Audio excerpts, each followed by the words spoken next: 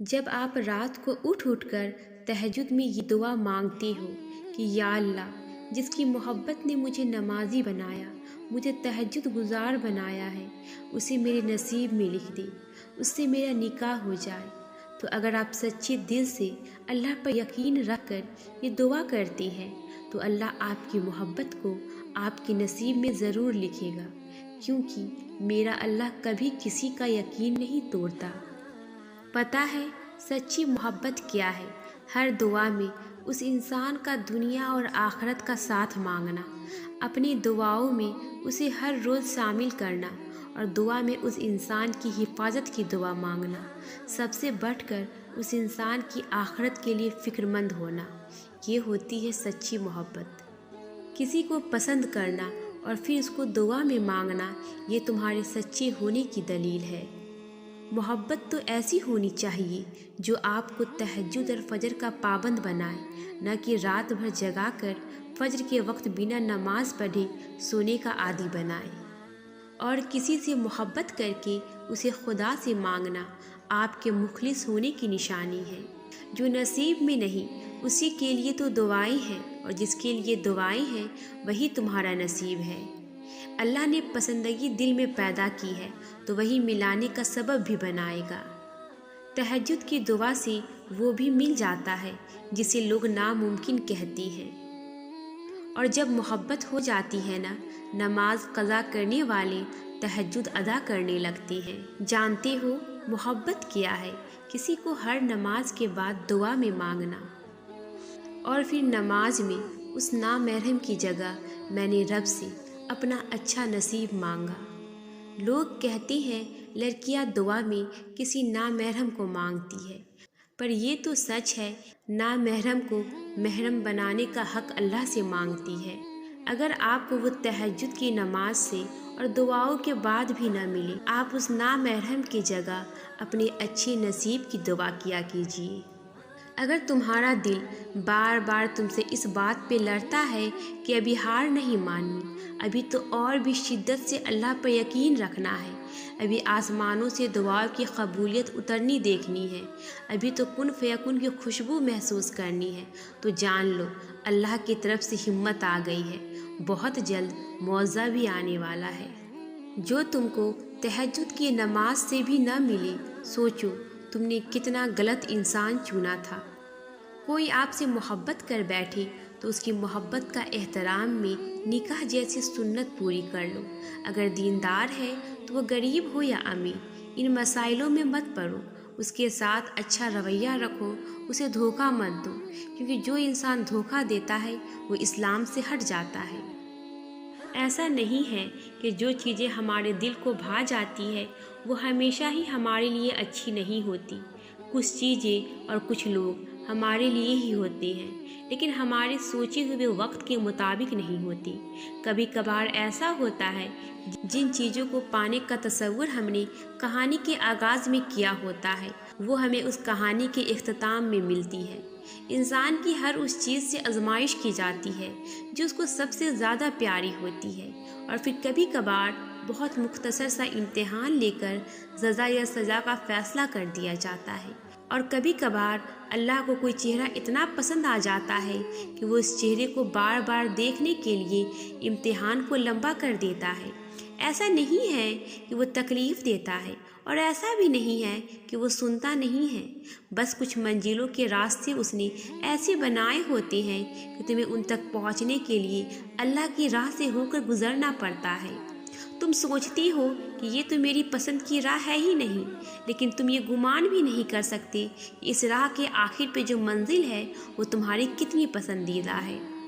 اصل میں وہ بڑی پرفیکٹ مینجمنٹ سے اپنے سارے کام کرتا ہے، وہ بڑی ترتیب سے دعائیں قبول کرتا ہے، وہ چھوٹے چھوٹے راستوں سے بڑی منزلوں تک لے جاتا ہے، یوں ہی چھوٹے چھوٹے ذریعوں سے تمہیں معوضوں تک لے آتا ہے۔ بس صبر کرو اور انتظار کرو۔ ملنے کا وقت مختلف ہو سکتا ہے پر ملنے والی چیزیں نہیں۔ بڑی نفاست سے سنوارتا ہے وہ سارے معاملات، اتنی نفاست سے کہ پھر کوئی یہ نہیں کہہ سکتا کہ یہ چیزیں کسی زمانے میں بکھری بھی تھی۔ بڑا ہنرمند ہے میرا رب، نوازنے سے لے کر مطمئن کرنے تک سبھی ہنر اسے خوب آتا ہے۔ جیسے وہ خود پرفیکٹ ہے، بالکل ویسے ہی وہ اپنے کسی کام میں بھی غلطی کی گنجائش نہیں رکھتا۔ بس یقین رکھو، دل کو میرے اب یہی اطمینان بہت ہے کہ اللہ کی رضا کے بغیر کچھ بھی نہیں ہوتا، اور جو اس کی رضا سے ہوتا ہے وہ کبھی بھی برا نہیں ہوتا۔ ہر چیز میں اس کی مصلحت پوشیدہ ہے۔ جو بھی ہوتا ہے بلا وجہ نہیں ہوتا۔ یقین کا امتحان تو تبھی لیا جاتا ہے جب دل اس کے فیصلے کو تسلیم کرنے پر راضی نہیں ہوتا۔ جو معاملہ میری رضا کے مطابق نہ ہو، میں اس معاملے میں مدد کے لیے عاجزی پہ صبر کی جھولی ضرور پھیلاتا ہوں، پر اب میں ضد کے ساتھ نصیب سے نہیں لڑتا۔ جب میں نے حقیقت کو دیکھنا شروع کیا تب میں نے یہ جانا کہ ظلم تو میں کرتا ہوں خود پر، وہ مجھے تکلیف نہیں دیتا۔ میں جانتا ہوں جو گزر گیا اسی میں خیر تھی میرے لیے۔ اب میں خود سے بھلے خفا ہو بھی جاؤں پر اللہ سے خفا نہیں ہوتا۔ دعا اس چیز کو بھی تم تک کھینچ لاتی ہے جو تمہارے نصیب کا حصہ نہیں ہوتی۔ موزے یقین کے دھاگے پر ٹکے ہوتے ہیں۔ سکون سے لے کر بے بسی تک کے سارے اختیارات صرف اللہ کے ہیں۔ ایسا نہیں ہے کہ لکھا ہوا نصیب بدل نہیں سکتا۔ ایسا نہیں ہے کہ جو چھین گیا ہے وہ اب واپس مل نہیں سکتا۔ جو چیز اللہ نے تمہارے لیے لکھ دی ہے، اگر 7 زمینوں اور 7 آسمانوں میں رہنے والی ہر شے ایڑی چوٹی کا زور بھی لگا لے تب بھی تمہارے اور اس کی راہ میں رکاوٹ نہیں بن سکتی۔ جس کو اللہ نے تمہارے لیے نہیں لکھا اس کو دعا کے علاوہ کائنات کی کوئی بھی چیز تم تک لا نہیں سکتی۔ جیسے حالات بدلتے ہیں ویسے ہی مقدر بھی بدلتا ہے، لیکن ہر چیز کے ہونے کو ایک وقت مقرر ہے۔